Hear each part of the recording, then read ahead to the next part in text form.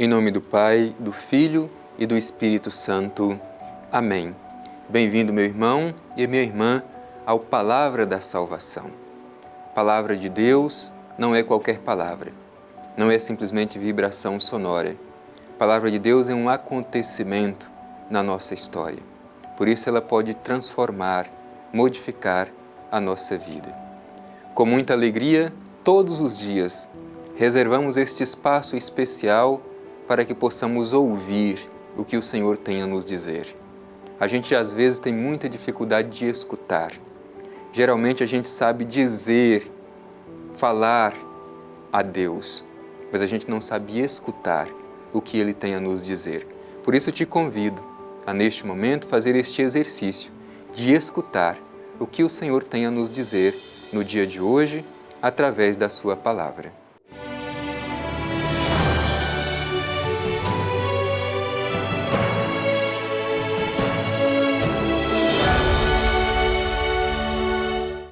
Do Evangelho de Jesus Cristo segundo Mateus. Glória a vós, Senhor. A quem compararei esta geração? Ela é como crianças sentadas nas praças, a desafiarem-se mutuamente. Nós vos tocamos flauta, e não dançastes. Entoamos lamentações, e não batestes no peito. Com efeito veio João, que não come nem bebe, e diziam, um demônio está nele. Veio o Filho do Homem, que come e bebe, e dizem, eis aí um glutão e beberrão, amigo de publicanos e pecadores. Mas a sabedoria foi justificada pelas suas obras. Palavra da salvação.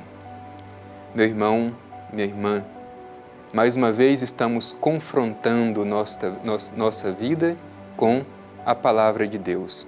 E como é bom a gente ser confrontado com a Palavra de Deus. A Palavra nos interpela, ela é sempre nova, ela é sempre atual e nos ajuda a rever o nosso modo de nos relacionar com Deus e, sobretudo, o nosso modo de viver a nossa fé. Como nos relacionamos com Jesus? Como o acolhemos? Como vivemos a nossa vida de fé? Este Evangelho começa dizendo que Jesus compara esta geração com as crianças. E aqui é interessante porque muitas vezes a imagem da criança é utilizada, mas numa outra dimensão, no sentido da sua inocência. Mas nesta perspectiva utilizada no Evangelho de hoje, quando Jesus pergunta a quem compararei esta geração, ela é como crianças sentadas nas praças a desafiarem-se mutuamente. Jesus está falando da infantilidade que muitas vezes a gente pode viver a nossa experiência religiosa. Para Jesus não é razoável uma experiência religiosa infantil. Jesus exige de nós maturidade na fé. Por isso esse trecho do Evangelho é necessário, é urgente. É preciso que busquemos acolher esta palavra de Jesus, porque também hoje Jesus pode olhar para o nosso modo de nos comportar na comunidade, na igreja, e pode ser que Ele também se pergunte em relação a nós com quem hei de comparar esta geração. E será que nós seremos comparados a crianças porque somos imaturos na nossa fé, porque não temos uma espiritualidade amadurecida, aprofundada, bem fundamentada? E aí diz Jesus do porquê que esta geração é comparada com as crianças. Tocamos flauta e não dançastes, entoamos lamentações e não batestes no peito. Quantas vezes também isso não acontece conosco, né? Quantas vezes nada está bom para a gente, nada nos agrada. Se tocam flautas, não dançam. Se tocam lamentações, não choram, não batem no peito. Nada está bom. Muitas vezes a gente também é assim. E pode ser que seja eu e pode ser que seja você. Na igreja, meu irmão, quando a gente alcança à maturidade, a gente supera esse tipo de comportamento. A gente está além desse tipo de comportamento. E aí Jesus, utilizando esta imagem, a partir deste comportamento de pessoas que para elas nada está bom, apresenta a si mesmo e apresenta João Batista, aquele que veio a anunciar a sua vinda. Diz o Evangelho: veio João, que não come nem bebe, e dizem, um demônio está nele. Veio o Filho do Homem que come e bebe, e dizem, eis um glutão e beberrão, amigo dos publicanos e pecadores. Como é difícil, às vezes, agradar as pessoas. Por isso, tenhamos esta consciência. O próprio Jesus não foi compreendido, nem João Batista foi compreendido. Muitas vezes a gente não consegue agradar as pessoas. É preciso que a gente tenha consciência de quem a gente é e da missão que nós realizamos. Veio João Batista e disseram que ele estava possuído por um demônio, simplesmente por causa das suas dietas alimentares, que não comia e nem bebiam, e diziam que João estava possuído por um demônio.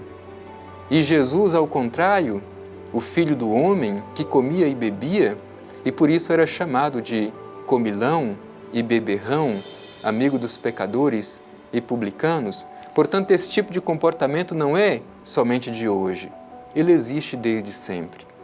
Nem mesmo na época de Jesus as pessoas estavam satisfeitas. O problema é que muitas vezes nós mesmos agimos assim. A gente sempre tem que criticar as outras pessoas e a gente não sabe ver o que há de bom no outro. Qualquer tipo de comportamento que o outro tem, a gente tem que reclamar. Se faz alguma coisa, a gente reclama. Se deixa de fazer, a gente também reclama. Segundo o Evangelho, esse tipo de comportamento demonstra imaturidade na fé. E nós não queremos ser imaturos na fé. É ouvindo a palavra de Deus, acolhendo o seu Evangelho, que nós podemos crescer e amadurecer na nossa fé. E depois, aqui diz que acusavam Jesus de ser amigo dos publicanos e pecadores. Se a gente olha nos Evangelhos, é muito interessante a preferência de Jesus aos publicanos e pecadores, porque estes, ao contrário daqueles que pretendiam ser os únicos que compreendiam sobre Deus e sobre religião, os mestres da lei e os fariseus, estes se abriram e acolheram a mensagem de Jesus. É por isso que sempre que Jesus se senta à mesa, ele está rodeado de pecadores e publicanos, que naquela época eram considerados indignos do reino de Deus. Por isso que se tornam os preferidos de Jesus. E aí o Evangelho se conclui dizendo assim: a sabedoria foi justificada pelas suas obras. Vejam bem, hoje, se nós fôssemos julgados pelas nossas ações, seríamos justificados diante de Deus? Como a gente se comporta? A sabedoria foi justificada pelas suas obras. Aquilo que nós fazemos dão razões da fé que nós professamos? As nossas ações dizem da fé que nós professamos? Caso contrário, meu irmão e minha irmã, a gente vai enfraquecer a credibilidade da igreja, porque vão olhar para nós e vão dizer que a gente não vive a palavra que proclamamos, que a gente não vive a fé que de pé professamos. Por isso, peçamos esta graça, à luz do Evangelho que terminamos de escutar, que sejamos amadurecidos na nossa fé, que saibamos dar razões do porquê cremos e que não vivamos sempre descontentes com aquilo que acontece ao nosso redor.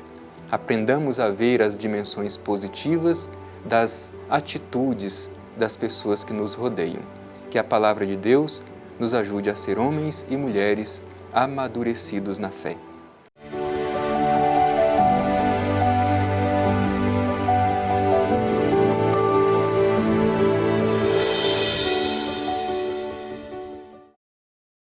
Tendo escutado a palavra de Deus, e tendo refletido, meditado esta palavra no hoje da nossa história, do nosso cotidiano, nós queremos agora nos voltar confiantes ao Pai Eterno e a Ele dirigir a nossa oração de gratidão por mais esta oportunidade que tivemos de escutar e refletir a Sua palavra.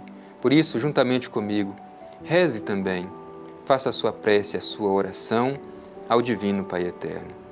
Pai Eterno, nosso Pai, Deus de amor, de ternura e de bondade, te agradecemos por esta oportunidade que tivemos de acolher, refletir a Tua palavra.